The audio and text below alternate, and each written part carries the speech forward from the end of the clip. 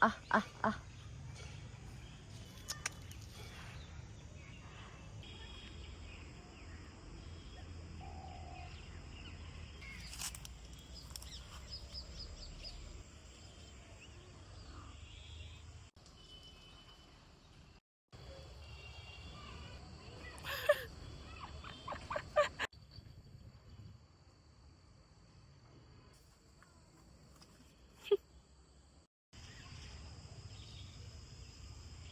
Some of you asked me in the past about how I make my tea, and for the longest time, I've too wanted to share it with you guys. Cow. It's not that much of a magic trick. In fact, our ancestors over the world have been drinking it since eons. With just the most basic ingredients found in almost every home, you can provide your body with utmost love and care every morning and evening. It will aid in digestion, enhance immunity, cleanse your gut, and even improve sleep quality. All you will need is some tulsi leaves, cloves and cardamom, or as we call it here, long and elaichi, maybe a bay leaf, and most importantly, ginger. And make sure that the ginger is grated well for it to be absorbed. You can also add some raw turmeric or haldi. I only do that sometimes as I drink 1 teaspoon of raw turmeric juice with jaggery most mornings anyway. Take your desired amount of water for all the people you want to make tea for and simply add the ingredients. Add the tea powder or leaves right before you will turn the gas off. Boil it at a high heat for about a minute or two and then reduce to medium heat and let it simmer. A lot of people add the tea in the beginning, but I add at the last just for getting the color and the slight taste because the herbal ingredients have already done the job. And there you go, you have your warm cup of tea ready. Enjoy.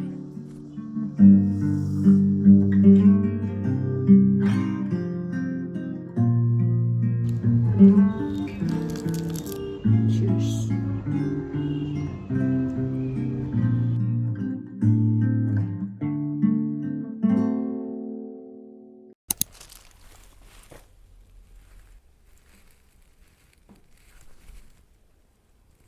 One of my favorite hobbies is journaling, and I try to put out my thoughts on paper as much as I can because it allows me to see my own mind in a cohesive manner, which otherwise goes haywire. Even on days when I feel inundated with university work, I try to let myself have the pleasure of writing.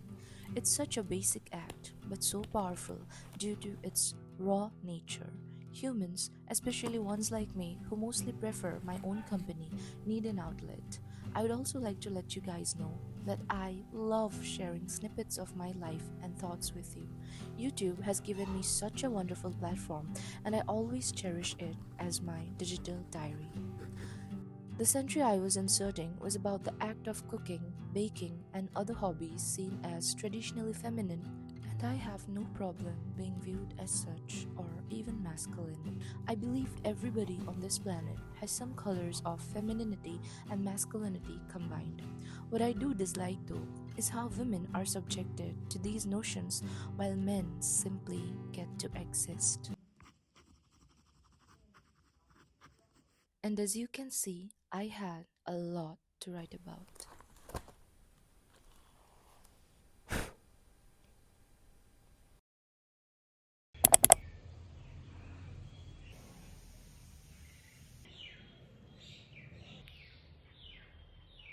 Hi guys, I'm going to be decorating the cover of my new recipe book now.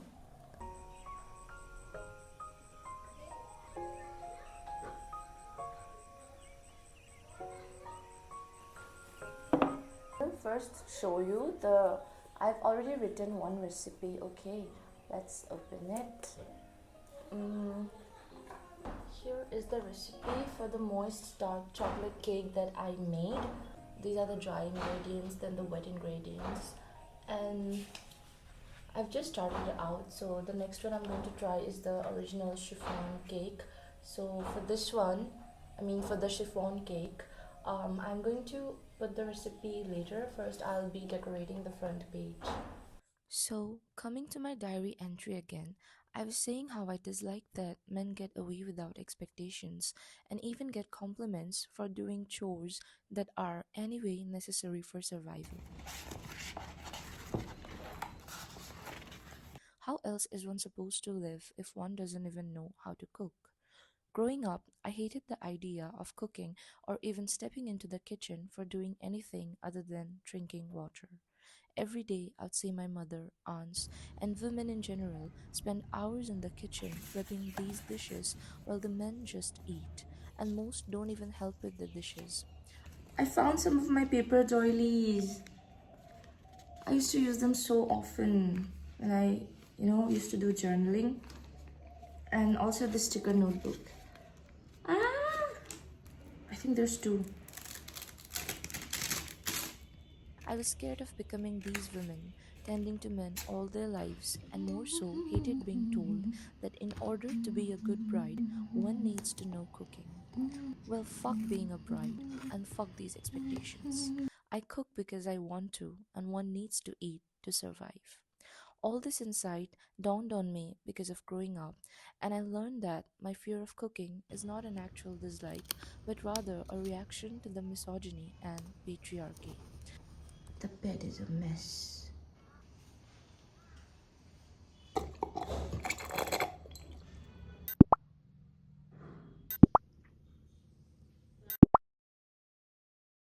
I had to teach myself to view myself as an individual first, separate from all these terms, and assess what I love and what I don't.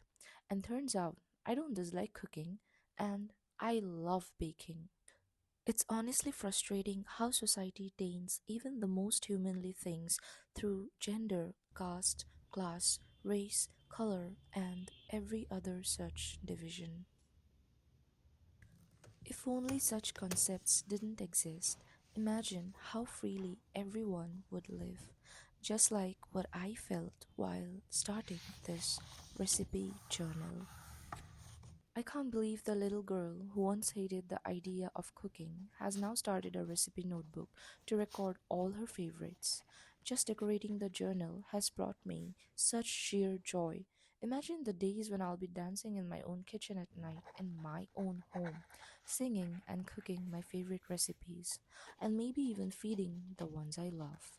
As for husbands who don't know how to cook, I highly recommend throwing them away. Hi guys, I don't know if you guys can hear me, but I just wanted to check in to let you guys know that my sickness is over, like almost over, and I just got done journaling, and yeah, my head feels really light now, and the household is asleep. That's why I'm talking like this, and the weather here is getting a bit warmer than before, but the winter days are still here, and I really love the winter days. So I hope that um it doesn't get more warm anytime soon, because I want to enjoy these days as much as I can. And yeah, keep wearing warm clothes, eat well, and get enough sleep, proper rest, and stay hydrated. Always drink lots of water. Thank you for watching the video. Take care. Bye. I love you. Oh, hi.